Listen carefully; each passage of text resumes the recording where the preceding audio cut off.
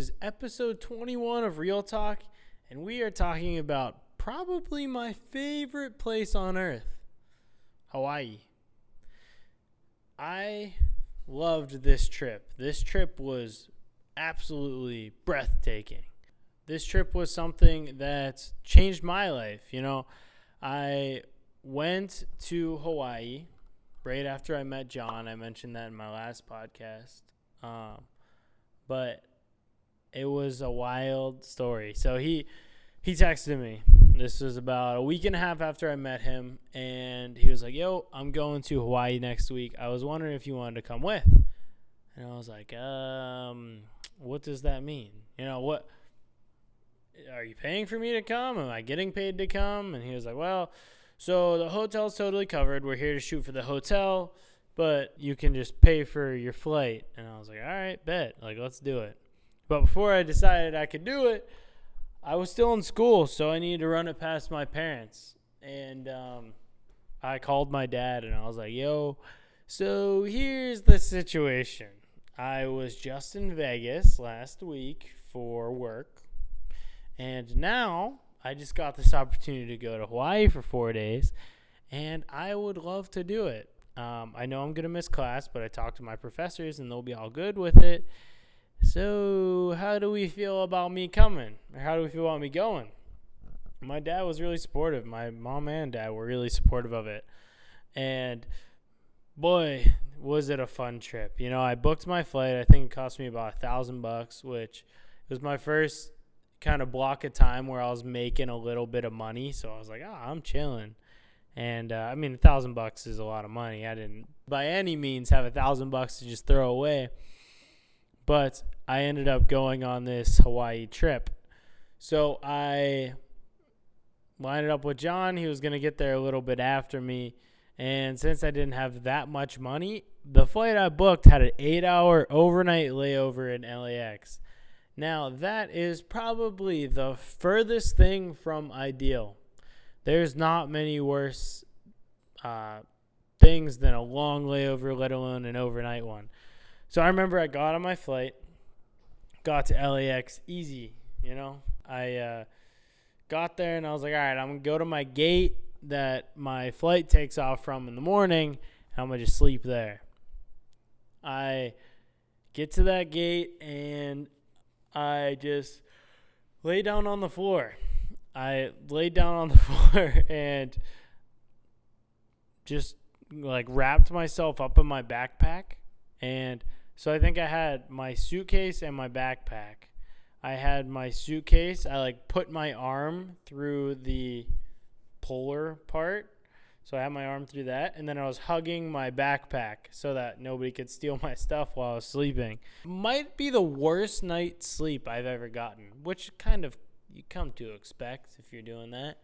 But I remember I was sleeping on the floor of LAX, and it was, I don't know, probably 1 a.m., 2 a.m., and I was like, all right, I'm going to try and get a couple hours of sleep. My flight took off at 7:30, 8 o'clock, and I doze off for a second, and then I wake up about 20 minutes later, and there's this lady who's cleaning the airport, literally vacuuming around me. She's walking around. I wake up to just, and she's just vacuuming literally around me. And she went between me and the seats, which there was probably 3 feet, and she just vacuumed that little patch. So there was just a patch exactly where I was, an outline of me that wasn't vacuumed.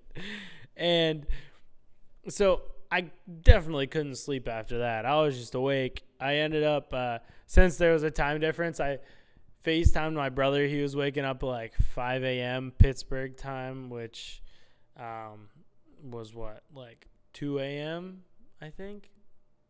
So I think it's 2 a.m. California time. Could be wrong there. So I FaceTimed him for a little bit before he went to the gym and got on my flight. I was so excited for my flight. Or not for my flight. I was excited for the trip. And so get there, just was hanging out around the hotel for a little while. And I was so pumped. I was like, all right, so this is what we're going to do. We're going to travel all around the island. We're going to accomplish as much as we possibly can in these 3 full days that we have. And I'm going to vlog it. I've never made a vlog before, but for some reason, this feels like the time to do it. I'm not that comfortable vlogging. Talking to a camera is the worst thing in the world, but I'm going to give it a shot. So I start the vlog at the airport. Didn't really like what I got. And John got there. We started talking. He was all on board for the vlog. And we ended up just mobbing around the island. And it was amazing. But there was this funny thing that happened. So I was like so nervous. I can't believe I'm even saying this. I was so nervous for this fucking trip. And I just was nervous. I didn't know John that well. I looked up to him. I just like, you know, he was like somebody who was like a North Star of where I wanted to be. And he asked me to come on this trip with him. I remember we were walking into the hotel from getting dinner on the first night. And I literally fell and almost broke my camera. I literally tripped over a step, fell, and like kept my camera up so I didn't hit the ground, but just like crushed the ground. And that happened like 3 times throughout the trip. I don't know what it was. I was just clumsy that trip. I think I was just like trying to be perfect, but it ended up I was the furthest thing from, because I was just a nervous wreck. I didn't want to make a fool out of myself. And I wanted to get the call back after this trip, you know. I wanted to end up being friends with this dude.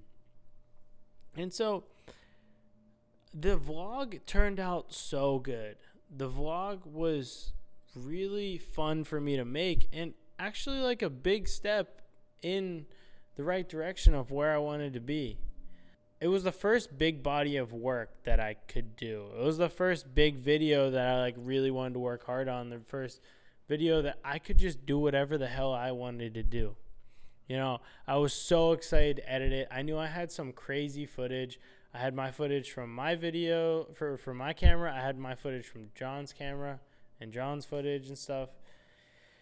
And I had to put it all into one big body of work, and I wanted to impress. You know, I vlogged all the different parts. I think I did a good job. I had a 24 to 105, I think, was my best lens at the time. So I was vlogging on a 24 millimeter lens. Actually, no, I had the Canon 80D, which had a crop sensor. So a cropped 16 millimeter ended up being roughly 20 to 24. Not the ideal lens to vlog on, but I used what I had. I used what I had to use. And we ended up getting some insane footage. You know, there's still footage to this day that I use that I have of myself, like running along the water, hiking up mountains. And we just created some memories that last forever, you know? And the vlog was a beautiful thing. The vlog is so fun to look back on. And I remember coming back from the trip being so excited to edit, so excited to just look through the footage and put it all into one body of work. I took my time on it, you know? I tried making it different. I used a voiceover for the intro. I spent time on these montages. And the video was beautiful. If you want to see it, there's a link in the bio right now. And it just turned out better than I ever thought I could make something. It instilled a lot of confidence in me to know that I'm capable of this kind of work that I look up to. I was looking up to like the Sam Coulters at the time, and like the Rory Kramers, all those guys that are making these travel films. And I kind of proved to myself on this trip that I could do that. I proved to myself that the quality of my work probably isn't as good as their stuff, but it's pretty close. You know, I was getting there. I was closer than I was a year ago. And I remember that my dream job at the time was Beautiful Destinations. And I don't think I ever told anyone this story, but here we are putting it out on the internet. My dream job was Beautiful Destinations. So I finished this, what I thought was a masterpiece of video. And I was like, dang, like I'm proud of this. All my friends love it. John loves it.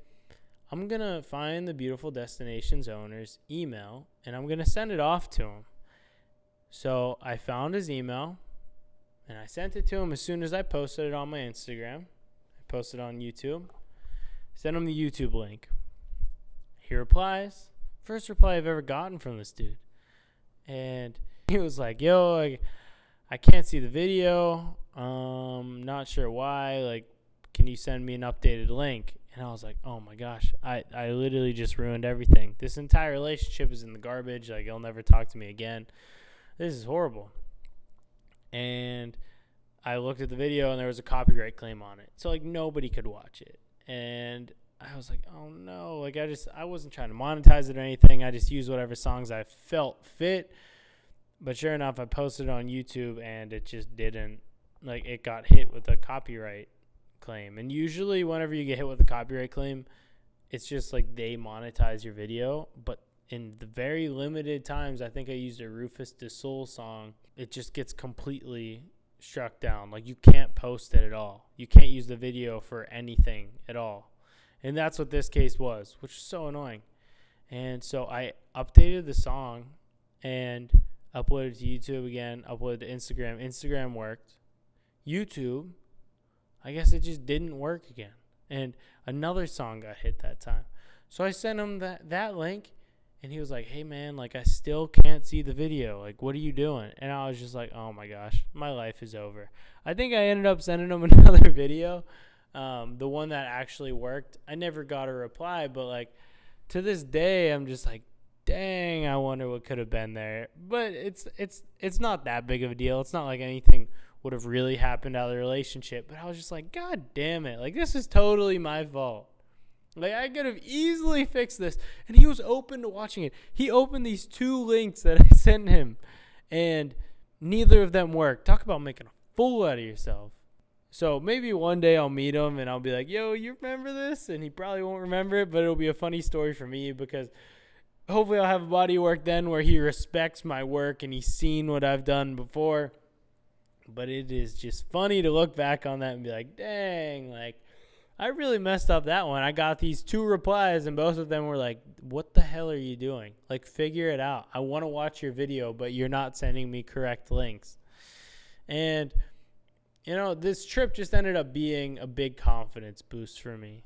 We shot for this hotel, got a free stay, which just was cool, you know. Getting a free stay just to use my camera, count me in. We got to explore all around the island. I got to know John, who ended up being one of my biggest mentors. And the whole trip just taught me that I could do it. The whole trip just made me realize that I was capable of doing the things that everyone I looked up to does. And it was a beautiful time, you know, being able to travel for work, being able to travel because I'm good at using my camera. Crazy. I would have never thought I would be able to do that. That was the dream. It's still the dream, you know. I want to travel. I want to leverage my talent to be able to travel all across the world. If for some reason this video gets into Beautiful Destination's hands, I can send you some new work. I swear it's even better than the Hawaii video, and boy do I know how to update links now. The links will be perfect. You'll be able to watch it. But yeah, so this Hawaii trip proved to me a lot. It proved to me that I could do it. It proved to me what I was capable of. And here we are, getting to travel a lot. I looked, and I think over 50 flights in the past year and a half, which is crazy, or past year. And I'm just grateful for it. I'm grateful for it all, and this trip that started it all.